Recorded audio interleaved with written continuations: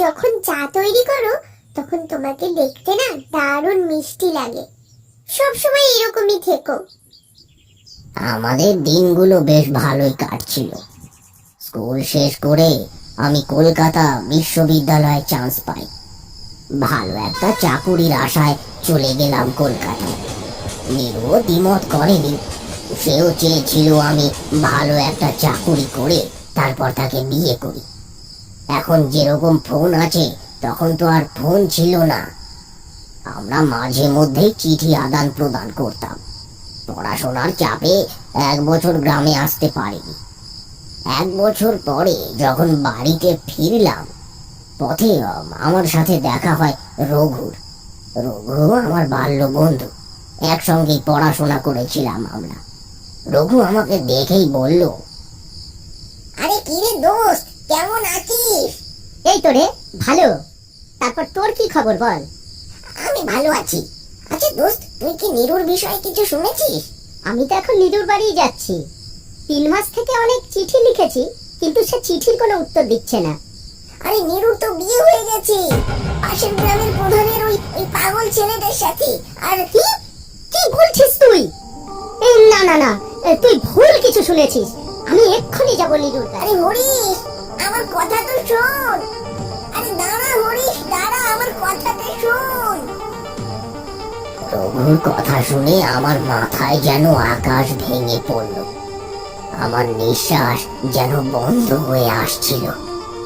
গ্রামের রাস্তা সন্ধে হয়ে এসেছে, আশেপাশে কোনো গাড়ি ঘোড়াও নেই। আমি পাগলের মতো দিশেহারা হয়ে নীরুর শ্বশুর বাড়ির দিকে ছুটলাম। আর বারবার একটা কথাই ভাবছিলাম, নীরু আমার সাথে এটা করতে পারলো? সে তো আমাকে ভালোবাসতো, তাহলে এমন কেন করলো? ছুটতে ছুটতে আমি গ্রাম প্রধানের বাড়ির সামনে এসে দাঁড়িয়ে পড়লাম। দাঁড়িয়ে দাঁড়িয়ে ভাবতে লাগলাম, আমার কি ভেতরে যাওয়াটা ঠিক হবে? না, ওর তো বিয়ে হয়েছে।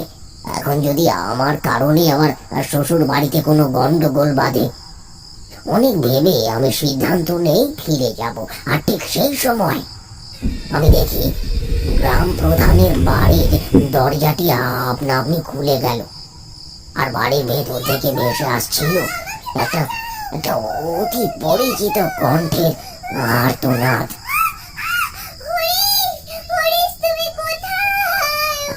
আমি তখন বাড়ির ভেতরে যাওয়া থেকে নিজেকে আর আটকে রাখতে পারলাম না। আমি ভেতরে প্রবেশ করতেই সবকিছু একদম নিস্তব্ধ হয়ে গেল। রাতের আধারে সবকিছু অন্ধকারাচ্ছন্ন।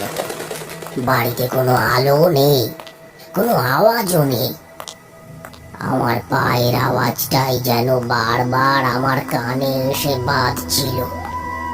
আমি নীরুর নাম ধরে চিৎকার করতে লাগলাম, নিরু, তুমি কোথায়? হ্যাঁ দেখো, আমি এসেছি।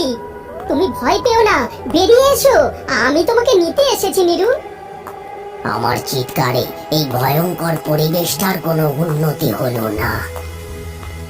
আমার কথার কোনো প্রত্যুত্তর ভেসে এলো না।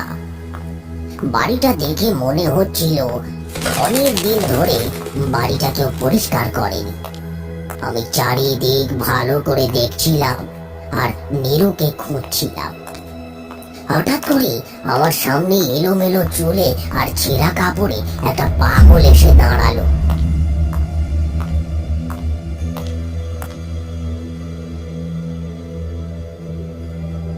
তারপর সে বলল, চলে যায়, চলে যায়, চলে যায়, চলে যায়, তুই বাঁচতে পারবি না, তুই বাঁচতে পারবি না।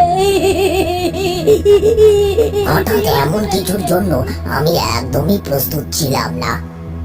ভয়ে যেন আমার গলা শুকিয়ে গেল, আর আমার শরীর ঘামতে লাগলো। পাগলটি কথাগুলো বলে ভয়ঙ্কর একটা হাসি দিয়ে ও অন্ধকারের মাঝে হারিয়ে গেল। আর আমি ঠায় দাঁড়িয়ে রইলাম সেইখানে। আমি শেষবারের মতন নীরুর নাম ধরে আবার ডাকলাম, নিরু, তুমি কি এখানে আছো? নিরু, কিন্তু আমি তো স্পষ্ট শুনেছি নিরুর আওয়াজ। সে সাহায্যের জন্য চিৎকার করছিল। তাহলে কি আমি ভুল শুনেছি? মনের ভুল মনে করে আমি ফিরে আসার সিদ্ধান্ত নিলাম। আমি ফিরেও আসছিলাম, কিন্তু হঠাৎ করে কেউ পেছন থেকে আমার হাতটি টেনে ধরলো। আমি সাহস পাচ্ছিলাম না পেছনে তাকানো। তারপরে নিরু মনে করে সাহস জুগিয়ে আমি পেছন ফিরে তাকাই। আর তারপরে যা দেখলাম তা দেখে আমি ভয়ে মাটিতে পড়ে যাই।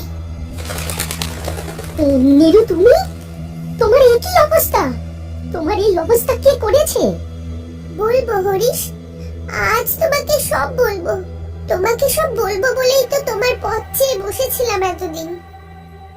আজ থেকে প্রায় 7 মাস আগের ঘটনা।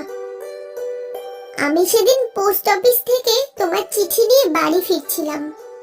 পথে আমার সাথে দেখা হয় গ্রাম প্রধানের। আই মেয়ে, শোনো। হ্যাঁ বলুন। তুমি কার মেয়ে? কাঠমিস্ত্রি মহেশ আমার মামা হন। আমি তার বাড়িতেই থাকি। আচ্ছা ঠিক আছে, যাও মা। আমি বাড়ি ফিরে আসি। পরের দিন কলেজ থেকে বাড়ি ফিরতেই মামা আমাকে বলল, শোনো নিরুমা, আমি পাশের গ্রামের গ্রাম প্রধানের ছেলের সাথে তোমার বিয়ে ঠিক করেছি। যদিও ওনার ছেলের মাথায় একটু সমস্যা আছে, কিন্তু ওনাদের অনেক টাকা পয়সা আছে মা। তুমি অনেক ভালোই থাকবে। তোমার জন্য বিয়ের আগে তারা 10 বিঘে জমি লিখে দিয়েছে, আর বিয়ের যাবতীয় খরচা ওনারাই করবেন। আশা করছি তুমি আমার উপরে আর কোনো কথা বলবে না। তুমি তো জানো মা মারা যাবার পরে বাবা আর একটি বিয়ে করে। সৎ মায়ের অত্যাচারের থেকে বাঁচাতে মামা আমাকে তার বাড়িতে নিয়ে এসে নিজের মেয়ের মতোই ভালোবাসা দিয়ে বড় করেছে। তাই আমি কিছুই বলতে পারিনি। পরের দিন আমার বিয়ে হয়ে গেল গ্রাম প্রধানের পাগল ছেলেটির সাথে। বিয়ের দিন রাত থেকেই শুরু হলো আমার ওপর অমানবিক অত্যাচার। পশু নামক গ্রাম প্রধান আমার ওপর জবরদস্তি করত। রোজ রাতে আমাকে তার কাছে থাকতে হতো। সে আমাকে বিভিন্নভাবে নির্যাতন করত। এই যে দেখছো আমার মুখে কালো কালো দাগ, জানো একদিন তোমার একটা চিঠি পেয়েছিল আমার বিছানার নিচ থেকে। তারপরেই সে আগুন দিয়ে এভাবে আমার মুখ পুড়িয়ে দিয়েছে। আর আমার পাগল স্বামী এইসবের কিছুই বুঝতো না। সে এইসব অত্যাচার সহ্য করতে না পেরে একদিন রাতে আমি গ্রাম প্রধানের দুধের গ্লাসে বিষ মিশিয়ে তাকে মেরে ফেলি, আর নিজেও সেই বিষ পান করি। আর আমিও চলে যাই এই কষ্টের জীবন ত্যাগ করে। আমি অনেকবারই তোমাকে সবকিছু জানাতে চেয়েছি, কিন্তু জানাতে পারিনি। আমার জীবনটা তো নষ্ট হয়েছে। আমি চাইনি তোমার জীবনটাও নষ্ট হোক। তুমি আমাকে ভুল বুঝো না। আমি তোমাকে অনেক ভালোবাসি, আর আমি তোমাকে ঠকাইও নি। কথাগুলো বলে এক বুক কষ্ট নিয়ে সে কোথায় যেন হারিয়ে গেল। তবে এখন সে রোজ আসে আমার কাছে। আমরা দুজনে আগের দিনের মতোই চা খাই, গল্প করি, তারপর আবার সে চলে যায়। আমি অনেক ভালো চাকুরি করতে পারতাম, কিন্তু করিনি, কারণ আমার হাতের চা নিরুর ভারী পছন্দ। আমার অনেক পোশাক আছে, কিন্তু আমি সারা জীবন শুধু নিরুর জন্য এমন পোশাক পরে থাকি, কারণ তাকে আমি এখনো খুব ভালোবাসি। হয়তো তোমাদের বিশ্বাস হবে না বা আমাকে পাগল মনে করতে পারো, তবে আজ তোমাদের সেটাও প্রমাণ দেব। তোমরা ওই ওই ওই পাশের গাছটির পেছনে গিয়ে লুকিয়ে থাকো। নিরুর আসার সময় হয়েছে, একটু বাদেই সে আসবে। হরিশ কাকার কথা মতো তারা গাছটির পেছনে গিয়ে লুকিয়ে থাকলো। খানিকক্ষণ বাদে দেখা গেল সুন্দর একটি মেয়ে হরিশ কাকার চায়ের দোকানে এসে বসেছে। তারপর তারা দুজনে চা খেতে খেতে অনেকক্ষণ গল্প করলো। তারপর মেয়েটি কোথায় যেন মিলিয়ে গেল। সত্যিকারের ভালোবাসা এরকমই সুন্দর হয়।